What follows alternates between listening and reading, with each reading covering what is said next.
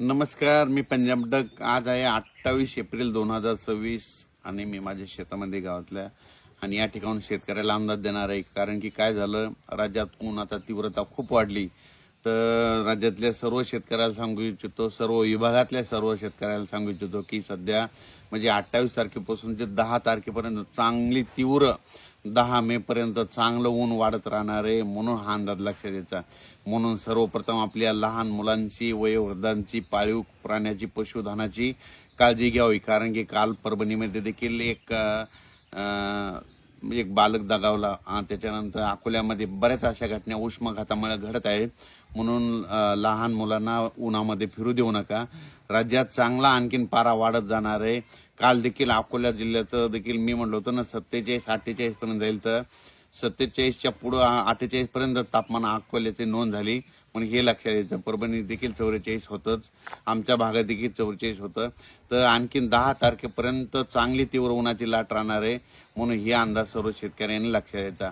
मग राज्यात सध्या तरी पावसाचं वातावरण नाही, पण काय होतं, जर खूपच ऊन वाढलं, पारा समजा उंच गेला की काय होतं, तिथं अवकाळीचं म्हणजे स्थानिक वातावरण तयार होऊन त्या ठिकाणी पाऊस पडतो. काल देखील मेकर भागामध्ये, तुरळक भागात झाला, शेगावकडे झाला, इकडं संगमनेर पट्ट्यात देखील झाला. हे फक्त स्थानिक वातावरणामुळे पाऊस तयार होतो. ऊन वाढल्याच्या नंतर तिथं काय होतं, स्थानिकचं वातावरण तयार होतं. म्हणून हे सर्वप्रथम शेतकऱ्यांना लक्षात येतं. पण राज्यात मात्र आता मात्र चांगलं तीव्र उन्हाची लाट राहणार आहे. म्हणून हा अंदाज लक्षात घ्यायचा. वातावरणामध्ये थोडं ढगाळ वातावरण राहील. ढगाळ वातावरण राहण्यामुळे काय होणार आहे, गरमी वाढणार आहे. इतकी गरमी राहणार आहे की जशी मुंबईला जशी गरमी असते तशी आपल्या इकडे गरमी जाणवणार आहे. म्हणून हा अंदाज लक्षात घ्यायचा. राज्यात सर्व शेतकऱ्याला सांगू इच्छितो की राज्यात आता तर 40 दिवस राहिलेत पाऊस येण्यासाठी. आता 40 दिवस राहिलेत. म्हणून 40 दिवसामध्ये तुम्ही काय करा, ज्यांचं शेत दुरुस्त नसेल तर तुम्ही शेतीचे कामं करून घ्या. कारण की राज्यामध्ये पावसाचं वातावरण तयार झालेलं आहे. ऊन वाढत असल्यामुळे काय झालं की आपण आपल्या शेतीची मशागतीची रात्रीच्या वेळी कामे करून घ्यावी ट्रॅक्टरनं. कारण की दिवसाचं ट्रॅक्टर चालत नाही, कारण की तापमानच इतकं आहे की त्याच्यामुळे ट्रॅक्टर सुद्धा चालत नाही. म्हणून सर्व शेतकऱ्याला सांगू इच्छितो की तुम्ही तुमचं जसं वेळ भेटेल तसं ह्या 40 दिवसामध्ये शेतीचे कामे करून घ्या. पावसाचं काम करतो.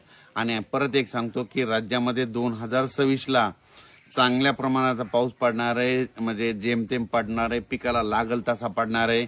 यावर्षी तुम्हाला एक सांगू इच्छितो, म्हणजे जे खरीप आहे, म्हणजे खरीप चांगलं कशामुळे येणार आहे, पाऊस पिकाला लागल तसा पडणार आहे, त्याच्यामुळे खरीप चांगले येणार आहे. आणि सप्टेंबर ऑक्टोबरमध्ये परतीचा पाऊस जास्त पडणार आहे, त्याच्यामुळं रब्बी चांगले येणार आहे. म्हणजे यावर्षी दोन्ही पिकं चांगले येणार. म्हणून शेतकऱ्यासाठी सर्वप्रथम आनंदाची बातमी. बरेच माध्यमातून म्हणतात की दुष्काळ पडणार आहे, काही गवतच उगवणार नाही, तसं काही होणार नाही. म्हणून हे देखील सर्व शेतकऱ्यांनी लक्षात घ्यायचं. हे देखील सर्व शेतकऱ्यांना लक्षात घेऊन आपण आपल्या शेतीचे कामे करायची, शेतीची तयारी, मशागतीचे कामे करून घ्या. पावसाचं काम करतो. आणि तुम्हाला एक सांगू इच्छितो की काय झालं की बरेच माध्यमातून असे येईल की यावर्षी एल निनो उद्भवला. तुम्हाला सांगतो, एल निनो असो या ला निनो असो, तुम्हाला याचा अर्थ काहीच समज येत नाही. जर तुम्हाला खरंच बघायचं झालं तर तुम्ही काय करा, आता मग हे एल निनो काय म्हणतात की एल निनो उद्भवला म्हणून यावर्षी दुष्काळ पडणार आहे. तुम्हाला एक सांगू इच्छितो की आज दक्षिण अमेरिकेमध्ये एक लिमा देश आहे, क्यूट आहे, तिथलं आत्ताचं तापमान बघा. म्हणजे आत्ताचं ह्या टायमाला तिथं जवळपास काही ठिकाणी 18 अंश थंडी आहे, ते काही ठिकाणी 3 अंश आहे. म्हणजे तिकडं थंडी आहे आणि आपल्या इकडे ऊन आहे. आणि कसं असतं की तिथं जर थंडी असल्यामुळे तिथलं समुद्राचं पाणी थंड आहे, थंड असल्यामुळे काय होतं की त्यावर्षी लानिना असं उद्भवत आहे. आणि जिथं पाणी गरम होतं त्यावेळेस एल निनो असतं. तर तुम्हाला सांगतो याचा त्याचा काही संबंध नाही. तुम्हाला सांगतो, भारतीय हवामान प्रणालीमध्ये आपल्या भारताच्या बाजूला जे समुद्र, हिंद महासागर आहे, तिथं तापमान कसं असतं त्याच्यावर अवलंबून असतं. तर सर्व शेतकऱ्याला सर्वप्रथम आनंदाची बातमी. आतापर्यंत दरवर्षी मान्सून अंदमान बेटावर कधी येत होतं तुम्हाला सांगतो, तुम्हाला कोणता तज्ज्ञ सांगणार नाही. दरवर्षी तुम्ही लक्षात घ्या, कधी 21 मेला येतो, कधी 20 मेला येतो आणि कधी 22 मेला येतो. ही दरवर्षीची मान्सूनची अंदमान बेटावर येण्याची तारीख आहे. आणि तिथून 10 दिवसाला मग केरळला येतो. 21 मेला जर आला तर तिथून 10 दिवसाला म्हणजे 2 जूनला केरळला येतो. आणि तिथून 8 दिवसात मग मुंबईला येतो. असा हे मान्सूनचा अवधी असतो. पण यावर्षी शेतकऱ्याला सांगू इच्छितो की यावर्षी बघा, 15 मेच्या दरम्यान म्हणजे 15 मेच्या दरम्यान मान्सून अंदमान 15 ते 20 मेच्या दरम्यान माझा तर अंदाज आहे 15 मेला मान्सून अंदमान बेटावर दस्तक देईल. 15 मेला जर आला तर तिथून कंप्लीट 10-12 दिवसामध्ये 26-27 ला केरळ येणार आणि तिथून 8 दिवसांमध्ये 7 जूनला जवळपास महाराष्ट्रात पाऊस येऊ शकतो असं म्हणजे परिस्थितीनुसार दिसायलंय. म्हणून सर्व शेतकऱ्याला सांगू इच्छितो की तुम्ही शेतीचे कामे करून घ्या. पावसाचं काम करेन म्हणून आपण आपलं शेत तयार करणं सगळ्यात महत्वाचं आहे. यावर्षी पाऊस चांगला राहणार आहे म्हणजे दुष्काळ वगैरे काही पडणार नाही, जेमतेम पडणार आहे. परतीचा पाऊस सगळ्याला चांगला पडणार आहे. परतीचा पावसावर शेतकऱ्याचं रब्बीचं पीक चांगलं येणार आहे म्हणून हे देखील सर्व शेतकऱ्यांनी लक्षात घ्यायचं. राज्यामध्ये तुम्हाला सांगतोय की उष्णता वाढलेली, आभाळ आलेले, आभाळामुळे काय व्हायलंय की गरमी वाढली, गरमी त्याच्यानंतर वारं सुटायलंय, वारं सुटल्याच्या नंतर उन्हाची तीव्रता वाढत जाते. त्याच्यामुळं जे वयोवृद्ध आहेत, लहान मुलं आहेत, पाळीव प्राणी त्यांना म्हणा घराच्या बाहेर निघताना रुमाल बांधा. त्याच्यानंतर पाणी भरपूर प्या.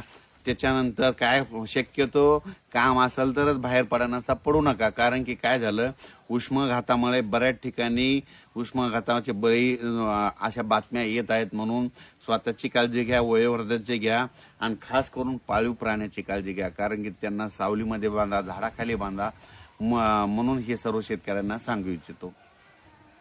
परत एकदा शेतकऱ्याला सांगतो की या वर्षी म्हणजे 13 मे ते 17 मेच्या दरम्यान 13 मे ते 17 मेच्या दरम्यान मान्सून अंदमान बेटावर येणार आहे. म्हणजे त्या अंदमान बेटावर जर 13 मे ते 17 मे आला की तिथून 10-12 दिवस केरळला यायला लागतात आणि तिथून 7 दिवस पुन्हा परत आपल्याकडे यायला लागतात. म्हणजे म्हणून म्हणतो शेतकऱ्यांनी आपण आपल्या शेतीचे काम करून घ्या. पावसाचं काम करीत आहे आणि यावर्षी तुम्हाला सांगतो दरवर्षी 19, 20, 21 मेच्या दरम्यान अंदमान बेटावर वातावरण तयार व्हायला सुरुवात होती. पण यावेळेस बघा तुम्ही 13 ते 17च्या दरम्यानच बघा तिथं वातावरण तयार होईल आणि मान्सून तिथं दाखल होण्याची चिन्ह आहेत. म्हणून हे सर्व शेतकऱ्यांनी लक्षात द्यायचं आणि आपण आपल्या शेतीची कामे करायची. धन्यवाद.